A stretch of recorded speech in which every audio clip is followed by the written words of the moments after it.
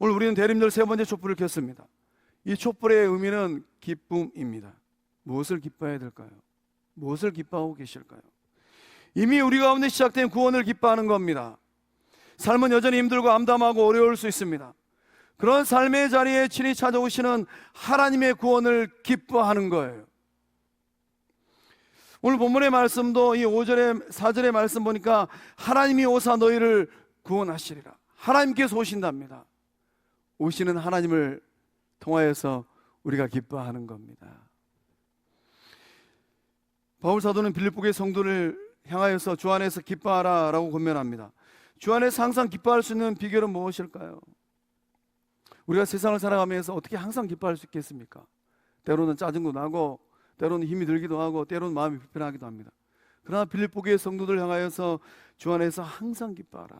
항상 기뻐할 수 있는 영적 비결은 무엇입니까? 하나님께서 오시기 때문입니다. 예수님께서 오시기 때문이에요. 하나님께서 또 구원의 역사를 그의 삶의 자리에 일으키시는, 오시는 예수님께서 그 삶의 자리에 일으키시는 구원, 그것을 바라보고 소망할 때에 항상 기뻐하는 은혜의 삶을 받고 누리실 줄로 믿습니다. 하나님께서 여러분의 삶에 찾아오시면 어떤 기쁨의 역사함들이 일어나겠습니까? 메마른 땅이 기뻐한답니다. 우리 1절과 2절의 말씀을 함께 읽어보겠습니다. 시작. 광야와 메마른 땅이 기뻐하며 사막이 백합화같이 피어 즐거워하며 무성하게 피어 기쁜 노래로 즐거워하며 레바논의 영광과 갈멜과 사론의 아름다움을 얻을 것이라. 아멘.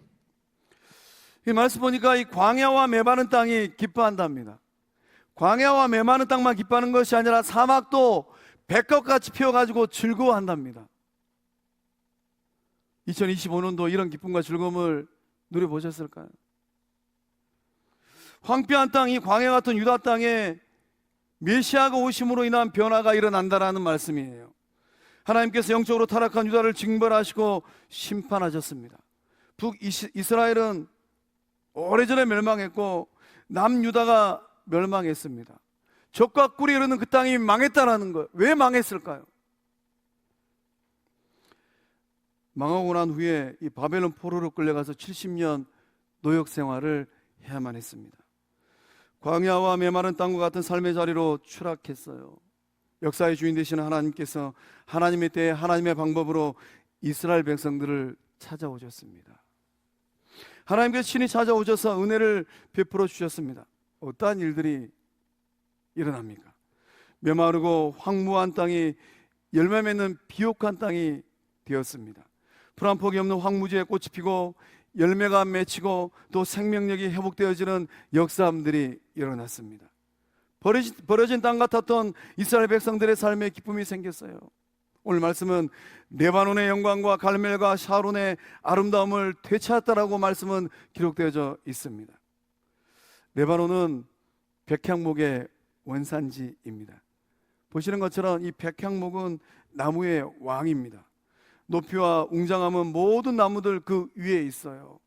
하나님께서 그렇게 만드시겠다라는 거예요. 갈멜은 어떠합니까? 갈멜은 비옥한 곡창지대입니다. 지중해 동쪽에서부터 시작해서 도단 평야에 이르기까지 이스라엘 평야예요. 50km가 넘는 아주 넓은 평야입니다. 갈멜산에 딱 올라가서 보면은 엘리야 선지자가 정말로 엎드려 기도했던 그 갈멜산, 갈멜산에서 이렇게 내다보면은 눈에 보이는 그 넓은 평야가 말씀에 기록된 갈멜 평야입니다. 이스라엘 평야예요. 정말로 비옥하여서 농사하기에 최적인 땅입니다. 하나님께서 그러한 땅으로 만드시겠다라는 거예요. 사론 역시 북이스라엘에서 가장 넓은 평야입니다. 가장 비옥한 곡창지대라는 거예요. 하나님께서는 이 광야와 메마른 이 황무지를 레바논의 백향목처럼 갈멜처럼 사론처럼 바꾸시겠다라는 겁니다. 무엇을 상징합니까? 레바논도 갈멜도 사론도 풍요와 축복을 상징하고 있습니다. 하나님께서 그렇게 바꾸시겠다라는 거예요. 거친 세상을 살아가는 우리들의 삶도 때로는 마찬가지인 것 같습니다. 때로 내 삶의 자리가 광야 같고 사막 같아 보입니다. 때로는 우리의 가정이 메마른 땅처럼 생명력이 전혀 느껴지지 않아요. 부부 사이에 대화가 단절되고 부모와 자식 사이에 대화가 실종합니다. 형제 사이는 말할 것도 없어요. 또 정서적 고립 현상이 일어납니다. 각방을 쓰고 문 닫고 들어가 버리고. 이런 정서적 고립 현상이 가정에서 일어날 때, 그런 가정은 어떤 땅일까요? 메마른 사막처럼, 황무한 땅처럼 그런 가정이지 않을까요? 때로는 관계 속에서 그런 메마름과 생명 없음이 느껴지기도 합니다. 어제까지는 정말로 친밀해 있던 관계들입니다. 정말로 친한 관계들이었어요. 근데 어떠한 일이 딱 벌써 발생하고 나면 하룻밤 사이에 서먹서먹하고 불편한 관계로 돌변합니다. 때로는 세상살이가 그렇게 느껴지기도 합니다. 퍽퍽하고 소망이 없고 살맛이 느껴지지 않아요. 오늘 예배자리에 나오신 성도님들은 어떤 삶의 자리에 놓여 계실까요?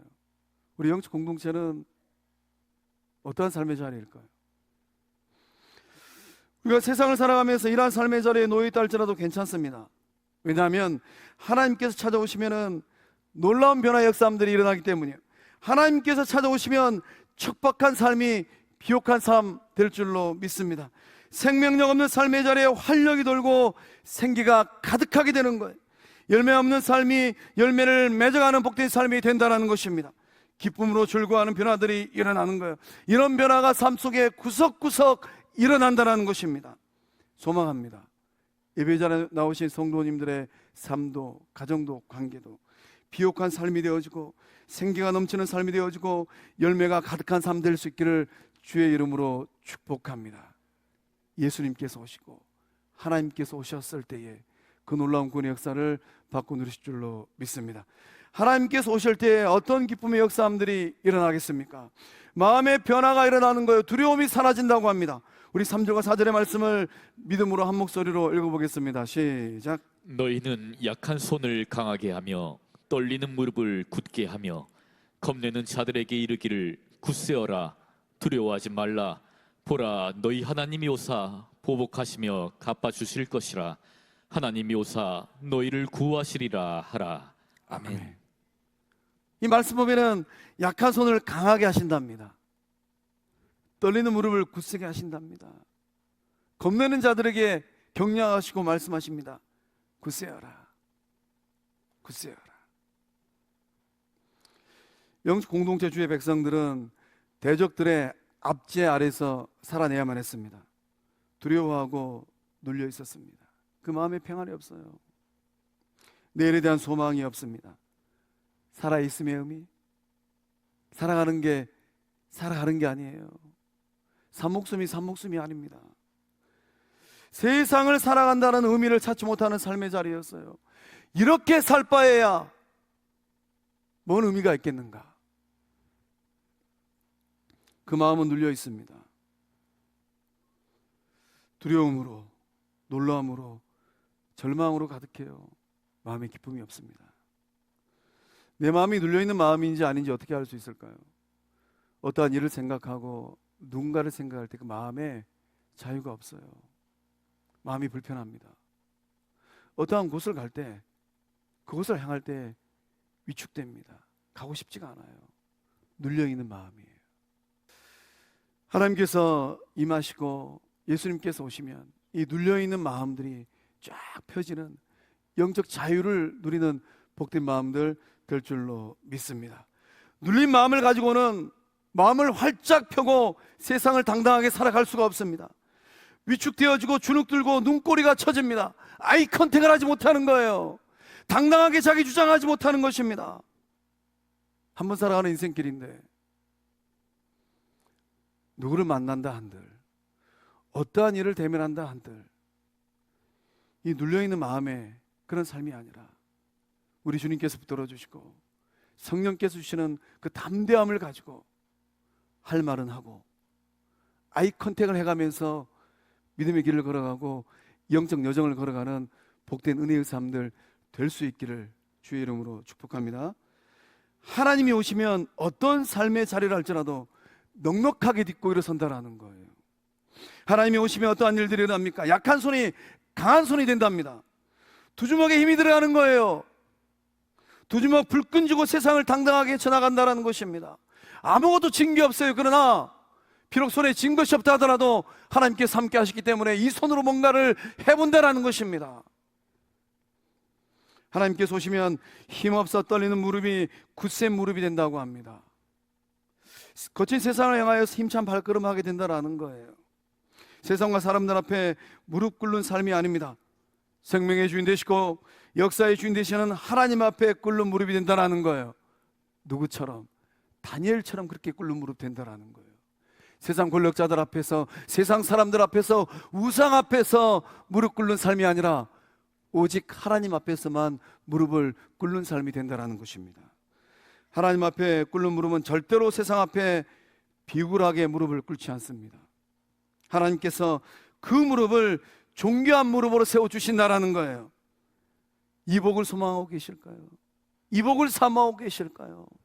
하나님께서 역사해 주셔서 이 복이 여러분의 남은 인생의 복이 되어지고 후대들의 복이 되어지고 성광교회의 복이 될 수 있기를 축복합니다. 하나님께서 오시면은 영적인 축복을 받고 누립니다. 어떤 축복일까요? 영혼의 삶에 꽃이 피고 열매가 맺힙니다. 시냇가의 신규 나무처럼 그 삶의 가지가 뻗어가는 나무가 된다는 것입니다. 영혼이 잘 되는 삶이 되어지고 범사에 감사하는 삶이 되어지고 범사에 형통한 삶이 된다는 거예요. 하나님께서 이끄시는 삶, 하나님의 인도함을 받는 삶, 대적의 성문을 취하는 삶, 성문 어귀에 앉아있는 삶, 그 말에 영향력이 있는 삶, 존귀와 존경을 받는 삶, 후대가 기억하는 삶이 된다는 것입니다. 이러한 은혜를 좀 받아보셨을까요? 하나님께서 내 인생의 길을 인도하고 계시는구나. 하나님께서 1년 뒤에 일어날 일들도 보여주고 계시는구나. 믿음의 길 걸어가실 때에 살아계신 하나님 멀리 두지 마시고 그 하나님 줄을 굳게 붙들고 인생의 길을 걸어가실 때에 1년 후에 일어날 일들도 미리 보여주시는 그 살아계신 하나님 만나는 복된 삶들 다 되실 줄로 믿습니다. 하나님께서 여러분의 삶에 오시면 회복의 역사함들이 일어납니다. 5절과 6절 말씀에 기록되어 있습니다. 함께 읽어보겠습니다. 시작.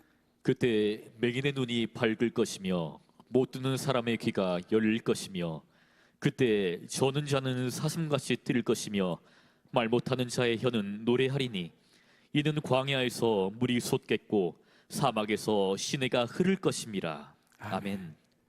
맹인의 눈이 밝아진답니다. 못 듣는 사람의 귀가 열린답니다. 저는 자들, 다리가 불편한 사람들이 사슴같이 뛴답니다. 말 못하는 사람들의 그 혀가 풀어져 가지고 노래를 한답니다. 고대 사회에 이런 신체적인 장애를 갖고 있었던 인생들, 사람들, 세상에서 어떤 대접을 받았겠습니까? 오늘날 현대 사회에서도 이런 육체적인 핸디캡을 갖고 있는 분들, 세상을 살아내는 게 쉽지 않습니다. 우리 영적 공동체는 어떨까요? 이런저런 삶의 어려움과 애원을 갖고 있는 분들, 육체적인 어려움들, 또 마음의 어려움들, 또 영적인 어려움들을 갖고 있는 분들이 예수님 만나서 세상에서는 절대로 받아보지 못하였던 하나님의 형상대로 지음받은 그 존귀함, 그 대접을 받아보기 위해서 영적 공동체를 찾아올 때에 우리 영적 공동체는 그런 약한 사람들을 어떻게 환대하고 어떻게 대하고 있을까요? 소망합니다. 거룩한 미성관교회는 이 좁은 여수땅에서 그런 어려움을 갖고 있는 영혼들의 삶을 가장 잘 품어주고 가장 잘 환대하고 예수님의 사랑으로 품어주는 성령의 전이 되어지고 영혼의 집 된 줄로 믿습니다. 흑암 가운데 사망의 길을 걸어가는 사람들이 많이 있어요. 이런 육체적인 장애가 문제가 아닙니다.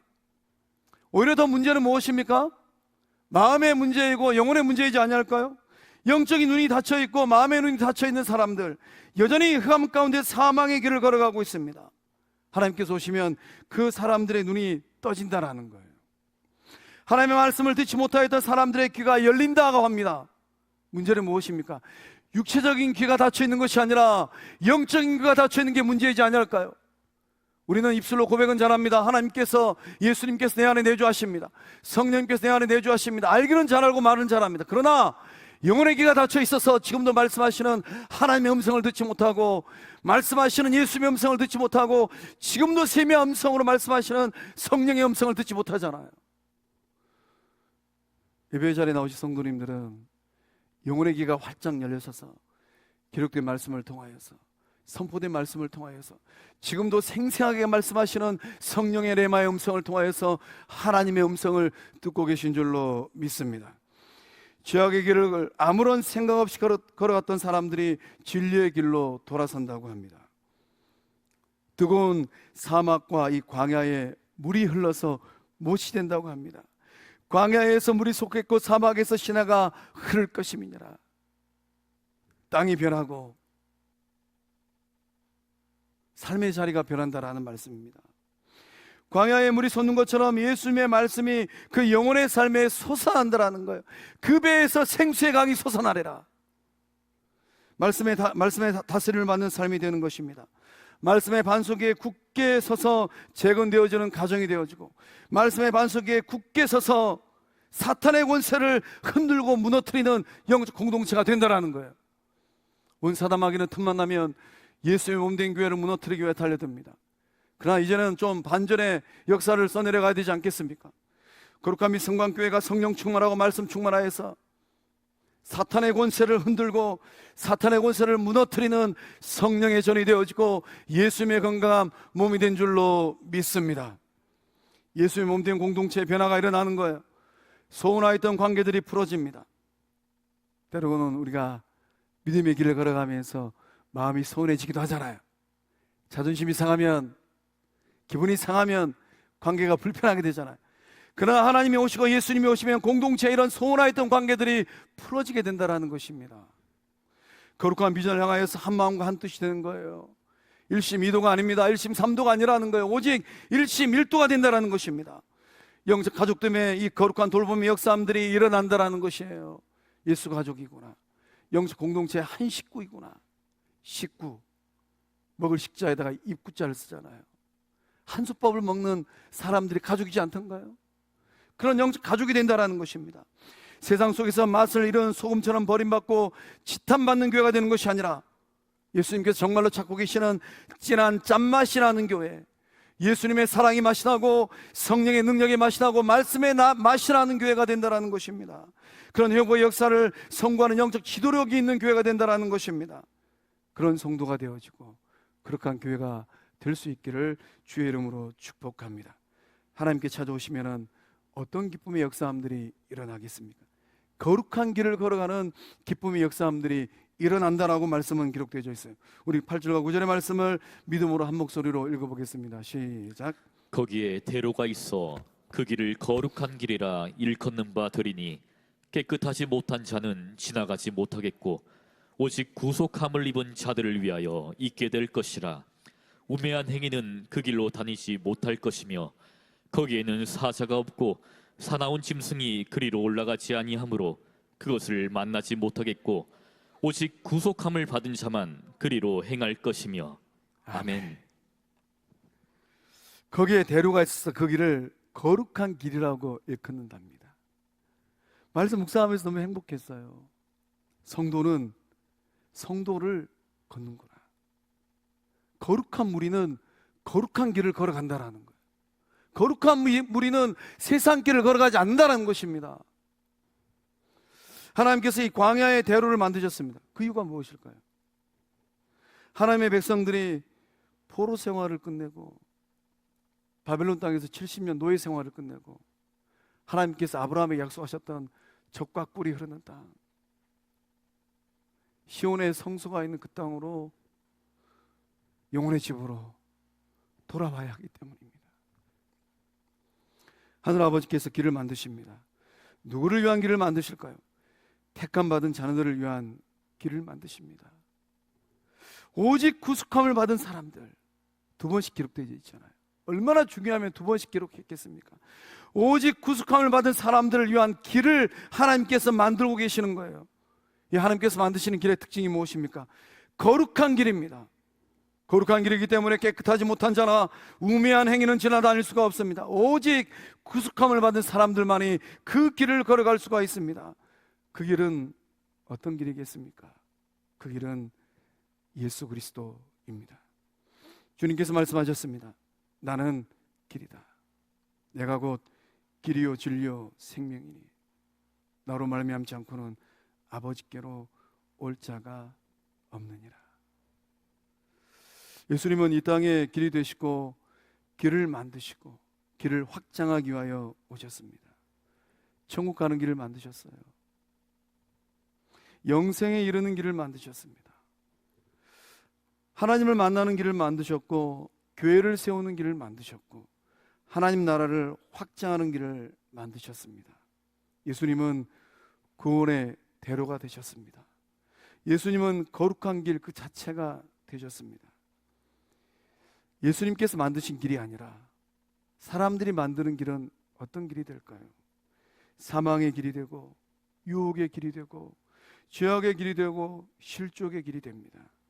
오직 예수님께서 만드신 십자가 대속의 길만이 사는 길인 줄로 믿습니다. 다른 길로 가면 죽어요. 다른 길로 가면 망합니다.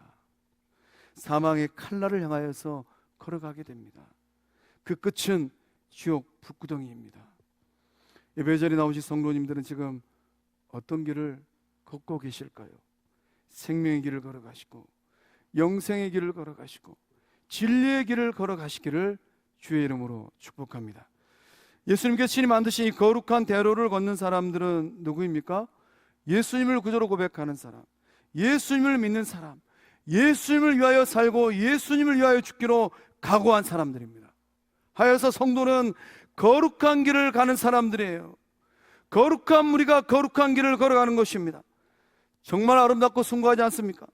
그 걸음을 통하여서 성도가 걷는 그 길을 통하여서 하나님은 하나님의 일을 행하고 계십니다. 하나님은 오늘도 길을 만드십니다. 하나님의 자녀들이 하늘 아버지 집으로 무사히 돌아가는 길을 만들고 계십니다. 보좌 옆에는 앉으신 예수님께서 계시는 천국으로 가는 길을 만들고 계십니다. 오늘 우리가 만들어 가야 될 그 길은 어떤 길일까요? 우리는 어떤 길을 만들고 있습니까? 소망합니다. 거룩한 빛 성광교회가 만들어가는 그 길은 거룩한 길이요 생명의 길이요 구원의 길이요 영광의 길인 줄로 믿습니다. 그 길을 걸어가고 있는 여러분의 삶이 존귀한 삶이 되어지고 의미 있는 삶이 되어지고 하나님의 기쁨의 삶이 될 줄로 믿습니다. 사랑하는 성광의 성도 여러분, 대림절 셋째 주일입니다. 구속주로 오신 아기 예수님의 탄생이 여러분의 내적 기쁨 될 수 있기를 축복합니다. 다시 오실 예수님을 기다리는 기다림이 영혼의 기쁨이 되어지고 삶의 기쁨 되어지고 공동체의 기쁨 될 수 있기를 주의 이름으로 축복합니다.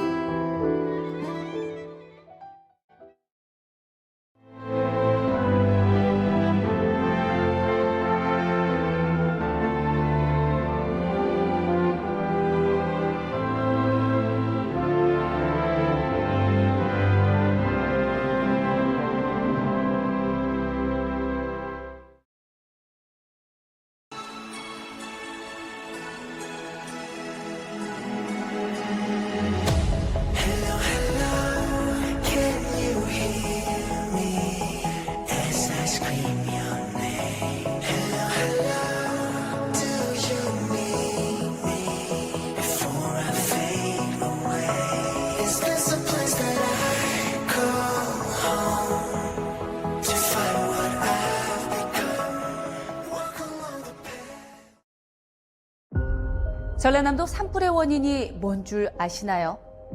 습관대로 방심하는 바로 그 순간입니다. 불에 타 없어지는 건 영농 부산물이나 쓰레기가 아니라 당신의 양심과 전남의 숲. 하던 대로 태우고 생각 없이 버리는 순간 돌이킬 수 없는 피해를 남깁니다. 작은 행동으로 막을 수 있는 큰 산불. 여러분의 실천이 소중한 생명과 재산을 지키는 길입니다. 모두 함께 산불 예방에 동참해 주세요.